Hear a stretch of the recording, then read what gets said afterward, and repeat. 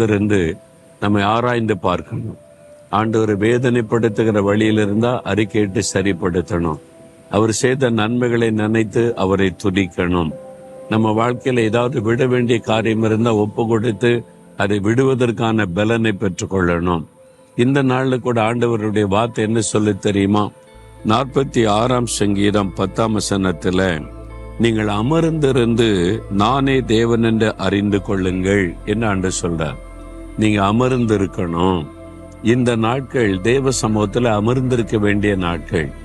இந்த வருஷத்தின் இந்த கடைசி நாட்கள்ல தேவ சமூகத்துல நீங்கள் அமர்ந்திருக்க பழகணும். கொஞ்சம் டைம் எடுத்து உட்கார்ந்து வேத வசனத்தை தியானித்து, அந்த வசனத்தின்படி நான் வாழ்றேனா, ஏதாவது இந்த வருஷத்துல மிஸ்டேக் பண்ணியிருக்கேனா, என் வாழ்க்கையை சரிப்படுத்தி கொண்டு புதிய வருஷத்துக்குள்ள போறதுக்குள்ள ஒரு புதிய அர்ப்பணிப்போடு நான் போகணும் என்று சொல்லி நம்மை ஆராய்ந்து பார்க்கணும்.